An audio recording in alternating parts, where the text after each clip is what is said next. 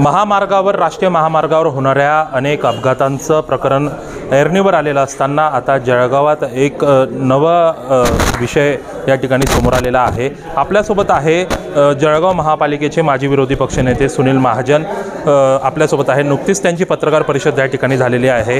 भाऊ, काय नेमका विषय होता? निविदेसंदर्भात आपण विविध आरोप जळगाव शहराच्या आमदारांवर केलेले आहेत। समांतर रस्त्याचा प्रश्न दिवसेंदिवस जळगाव शहरासाठी गंभीर बनत चाललेला आहे। मागच्या 3 दिवसात परंतु त्याच्याचबरोबर सार्वजनिक बांधकाम विभागाकडे या निविदा प्रसिद्ध झाल्या होत्या आणि 30 जुलैला ही निविदा ओपन करायची होती। ऑनलाईन पद्धतीने मक्तेदारांनी निविदा टाकलेल्या होत्या, परंतु आज 1 सप्टेंबर उगवला तरीसुद्धा निविदा उघडण्यात येत नाही आहे। या निविदा न उघडण्याचं नेमकं कारण काय? कशासाठी आमदार या निविदा ओपन करू देत नाही? तिथल्या प्रशासकीय अधिकाऱ्यांवर आमदारांचं दडपण आहे असं माझं स्पष्ट मत आहे।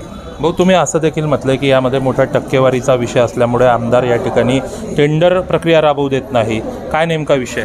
हो, त्यांनी ओपन करावं टेंडर। का महिनाभर थांबले ते जर त्यांनी सांगितलं मुलाची शपथ घेतो मी, टक्केवारी येत नाही, मी कमिशन खात नाही, मग कशासाठी महिनाभर लटकवून ठेवले ते टेंडर? लोक मरत आहे तिकडे, त्याच्याशी त्यांना घेणं देणं नाही। मग कशासाठी हे सर्व खटाटोप लावलेलं आहे? आपल्या बगल बच्चांना पोचण्यासाठी, त्यांच्याकडून टक्केवारीचा मलिदा खाण्यासाठी हे सर्व खटाटोप केले जात आहे। नाही, जळगावमध्ये एकंदरीत मोठ्या प्रमाणात खड्डे पडलेले आहेत आणि दुसरीकडे महामार्गावर त्या ठिकाणी आणि आत्ताच 2 दिवसापूर्वी अपघाताचं प्रमाण त्या ठिकाणी वाढलेलं आहे। मग कुठेतरी एक संवेदनशीलता या ठिकाणी लोकप्रतिनिधींची हरपलेली आहे। आपण देखील लोकप्रतिनिधी आहात, काय सांगाल? असं असतं, प्रत्येक लोकप्रतिनिधीला एक मर्यादित अधिकार असतात।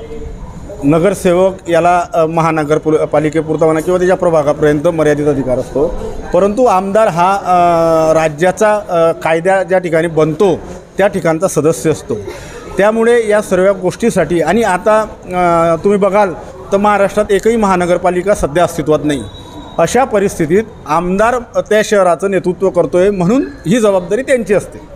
नाही भाऊ, त्या ठिकाणी आता 2 वर्षाचं बाळ होतं, त्या ठिकाणी स्वतः माजी महापौर जयश्री महाजन जे आहेत त्या ठिकाणी पोहोचल्या, त्यांनी मदत कार्य केलं, पण त्या 2 वर्षाच्या बाळाचं जे आईचं छत्र हरपलं हे महापाप नेमकं कोणाच्या माथ्यावर मारायला?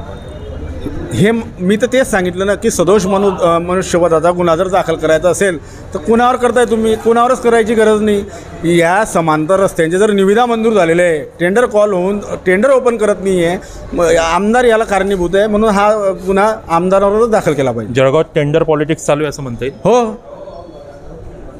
तर हे होते जळगाव महापालिकेचे माजी विरोधी पक्षनेते सुनील महाजन यांनी थेट जळगाव शहराचे जे आमदार आहेत सुरेश भोळे यांच्यावर आरोप केलेला आहे की या ठिकाणी जी टेंडर प्रक्रिया आहे त्या अधिकाऱ्यांवर मोठ्या प्रमाणात टेंडर प्रक्रियेसंदर्भात दडपण आहे आणि यासोबतच मोठं टेंडर पॉलिटिक्स या ठिकाणी सुरू असल्याचा आरोप या ठिकाणी विरोधी पक्षनेते जे माजी विरोधी पक्षनेते आहेत सुनील महाजन यांनी केलेला आहे।